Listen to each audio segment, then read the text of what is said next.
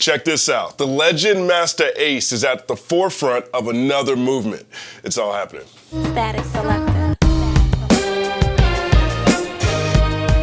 Masta Ace is the illest. He's a Juice Crew member, delivers a crazy verse on arguably rap's most classic cipher, The Symphony. He's an incredible storyteller who inspired Eminem and did an album with MF Doom, M.A. Doom. Make sure you check that out. Back in 2001, in October, in the shadow of 9/11, Ace delivered a masterpiece, Disposable Arts. It's a concept album about a cat who gets out of jail, then enrolls in the Institute of Disposable Arts. That's a metaphor. The narrative is crazy, but the project's backstory is even wilder. Make sure you check out the Disposable Arts 10-year anniversary documentary. Links in the description. It covers everything. I'm in it. But Unfriendly Game was one of my favorite joints on the project. It's an ill metaphor comparing the streets to football. Roll a clip, Ock.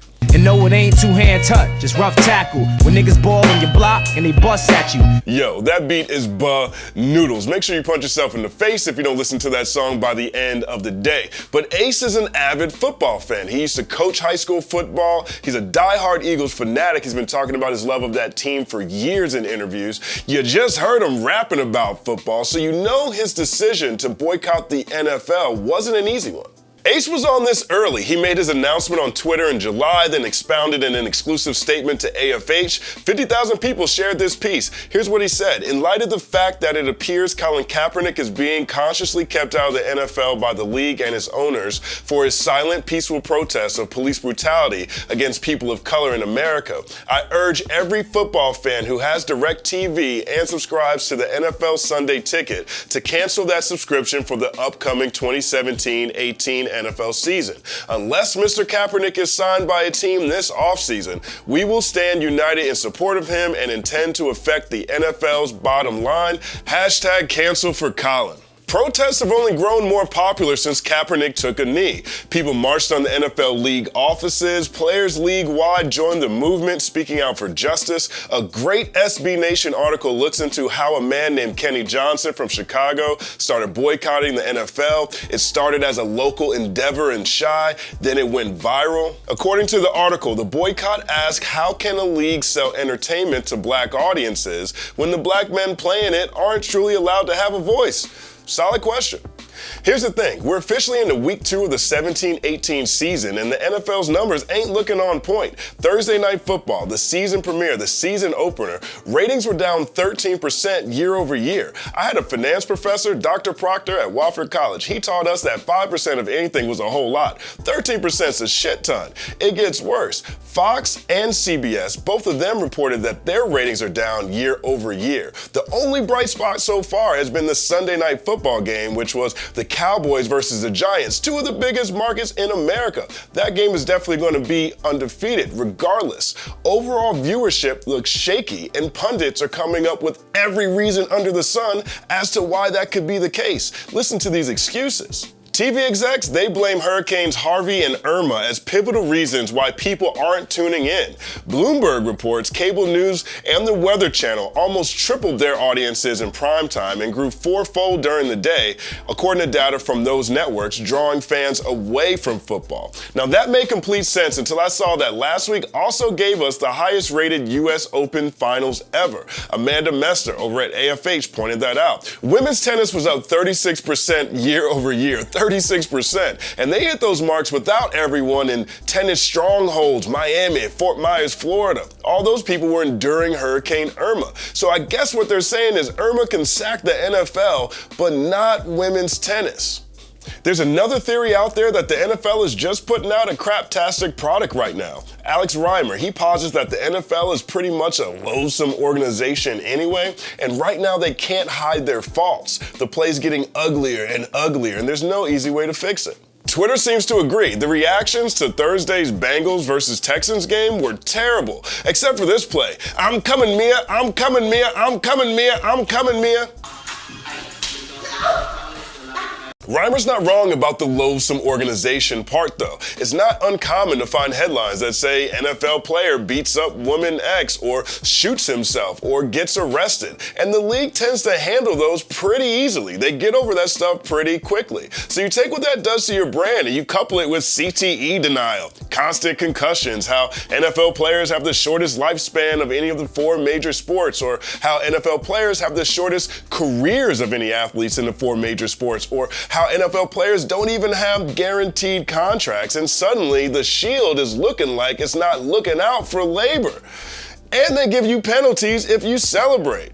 There's a bunch of theories out there. Cord cutting is another one. Streaming killed the TV star, and all that is supposedly having a drastic effect on ratings. Sports Illustrated's got a list. They've got you covered. Also, there are reports that the Niners, Chargers, and Rams are all struggling to sell tickets, and the NFL is suffering in e-interest. Here's a 5-year look at the NFL's Google trend. Pretty flat over time, then dips over the last 2 years. Now compare that to a 5-year trend line for the NBA, rising gradually, then spiking the last 2 years. When it comes to Google trends, the NFL is already losing to the NBA. I mean, even the Christmas Day basketball game had more interest than the Super Bowl.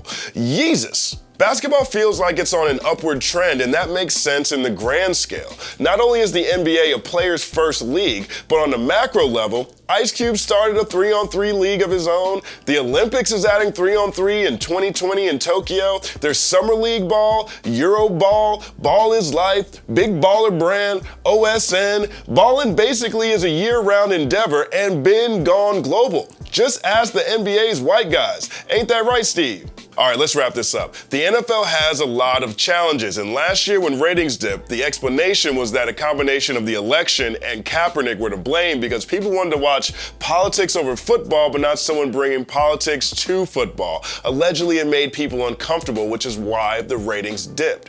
But now not only is Cap not in the league, he's also not talking. Rembert Brown did a great piece for Bleacher Report this week, and he couldn't even get a quote from Cap. Instead, we've got people nationwide protesting the league and big media citing anything, everything but the boycott as a reason why ratings might dip. I asked Masta Ace what he thinks now 2 months into his protest. Here's what he told me. The NFL believes that if they just ignore us, we will eventually give up our convictions in favor of their product. As an avid football fan for nearly my entire life, I am insulted by their attempt to mute our collective voices in an effort to marginalize us even further in the eyes of the American society. This has become bigger than one player's right to have a job. The NFL and its owners aren't willing to take a stand against the killings of unarmed people of color by police departments when their league wouldn't exist without those same people of color.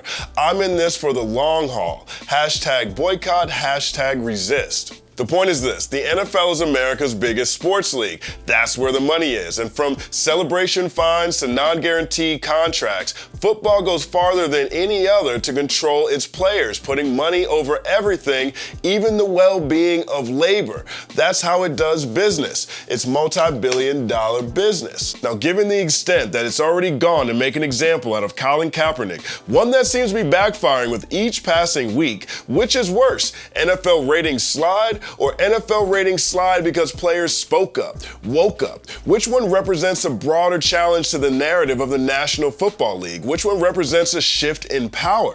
And if that's the case, is it a good idea to just not even talk about the effects the boycott may be having on ratings? Just because it's a conspiracy, does it have to be a theory? I don't have the answer to these questions. Static selector. Another Saturday, it's all happening. Thank you guys for rocking with us each week. I've been watching this NFL stuff for a year and change now. I just think the narrative is really, really interesting. We're seeing a lot of players taking their own destiny into their own hands. The NBA's been doing that for a very long time. I know the NFL's gotta hate the idea of players starting to have the same sort of influence as NBA players are. Why wouldn't they want to shut down this kind of narrative? That's my take. What's yours? Let us know what you think. Are you even watching the NFL anymore? Are you boycotting? Are you not not boycotting. Have you listened to Masta Ace's Disposable Arts yet? Make sure you do. It's one of my favorite projects of all time. Big shout out to Masta Ace for everything that he's doing to stand up for the things that he believes in. Also, on our women rap piece that we did as part of our Marginalized series a couple of weeks ago, I said I was gonna call out a comment that was the best one that stood out the most, and they were gonna get a free Young MA t-shirt. Your name has been pinned to the top of that video, so make sure you check it out. If that's you, hit me up, send me your address, and I'll send you the Young MA t-shirt as promised. Same thing this week, we're doing another contest, the dopest one, the most hilarious comments. Go and get this cap t-shirt. Let us know. Hit us up in the comment section. Let us know what else you're listening to right now. I'm loving everything that's happening in music. Music is really good right now. It's really, really good right now. Like and subscribe to the channel. Follow @TheCompanyMan on everything.